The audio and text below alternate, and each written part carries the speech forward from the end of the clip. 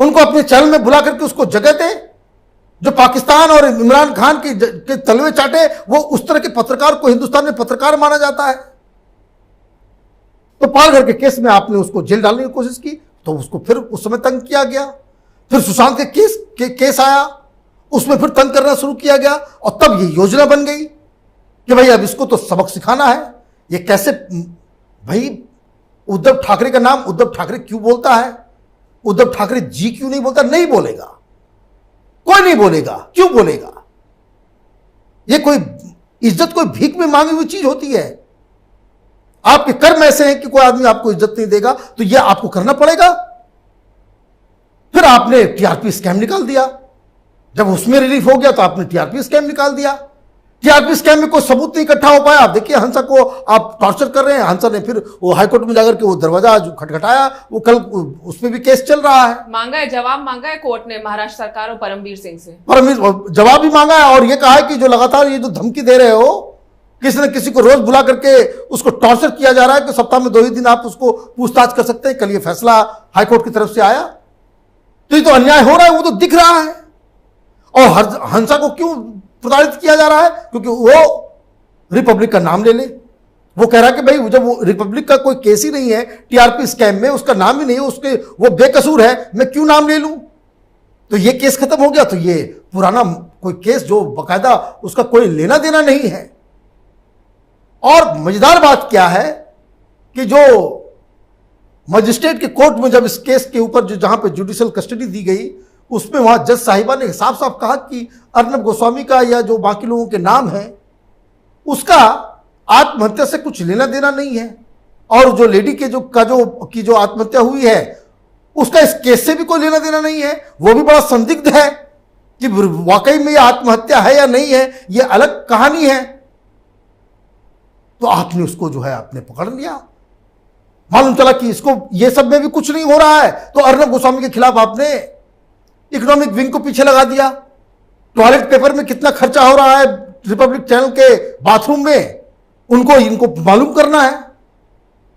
पर चुल्लू भर पानी कहीं पे है तो डूब मर जाना चाहिए। पूरे 1000 पत्रकारों पे केस कर दिया, ऐसा कहीं हुआ है आज तक? बताइए, और कैसे और कहां ये आईपीएस अधिकारियों का एसोसिएशन? ऐसे ही आप माने एक से एक होनहार लोगों को आप पैदा कर रहे हैं और उसको डिफेंड कर रहे हैं।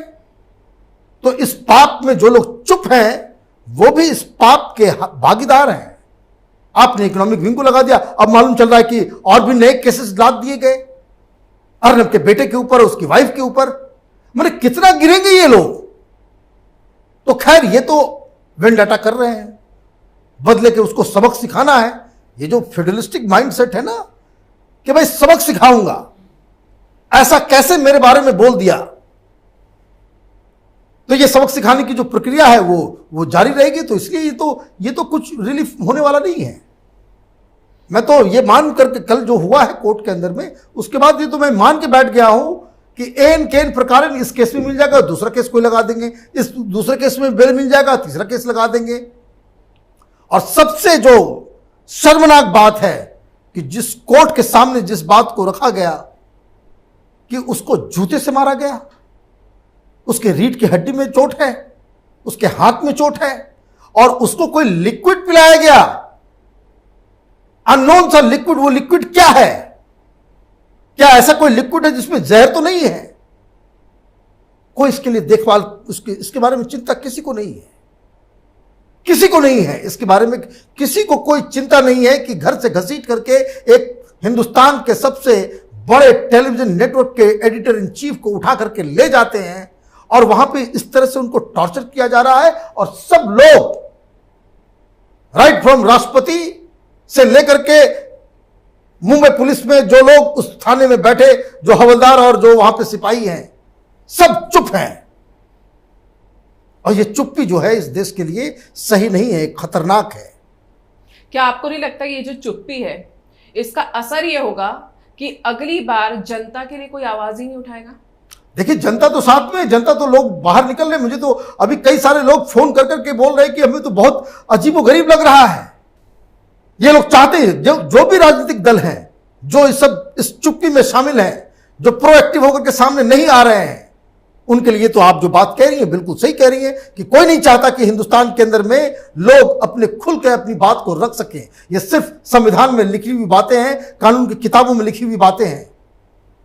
जिसके पास पैसा है, जिसके पास पावर है, जिसके पास सेटिंग है, वो किसी को भी दमन कर सकता है, किसी को भी खत्म कर सकता है, चाहे वो पत्रकार हो, चाहे वो आम इंसान हो। और ये काम तो अर्नब गोस्वामी जैसे पत्रकार के साथ हो रहा है, आम आदमी के क्या भी साथ।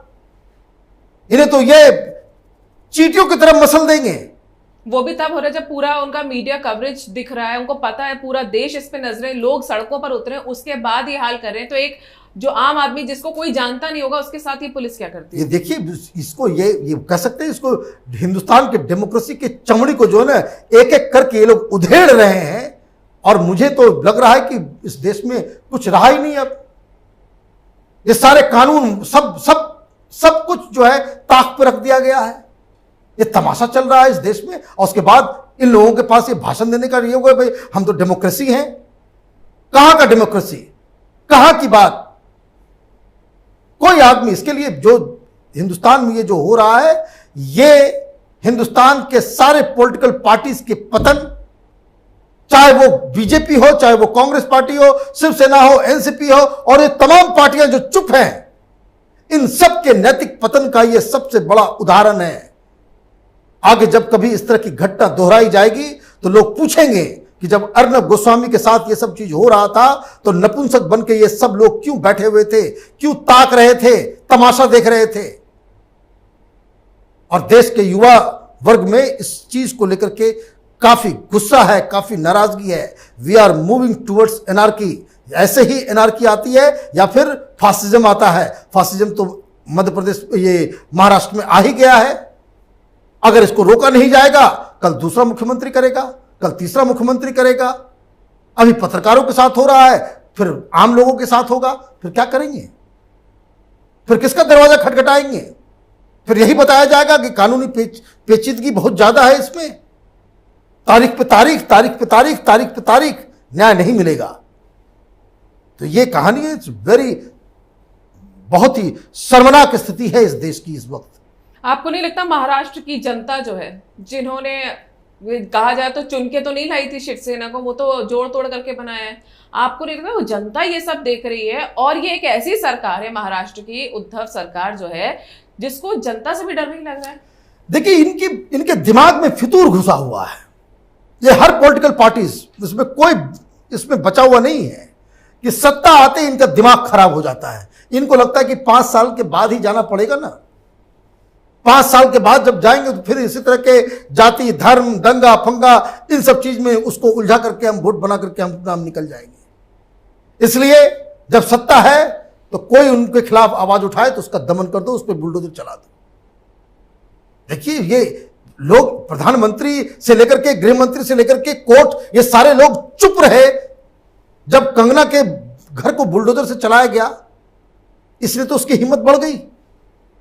अगर उस वक्त केंद्रीय सरकार ने कोई ठोस कदम लिया होता, कोई ठोस बयान दिए होते, कोई गवर्नर की तरफ से कोई बाकायदा एक रिकमेंडेशन भेजा गया होता, तब तो बात समझ में आती। अभी तो यह हुआ है। और कल मैं आपको बता दूं, कल किसी बीजेपी के लीडर के घर के ऊपर, उसके कारोबार के ऊपर इस तरह से बुलडोजर जब चलेगा, देश की जनता ताली बजाएगी और आप लोग जो है बाकायदा इसी तरह से मूक दर्शक बनकर के ये लोग देखते रहेंगे।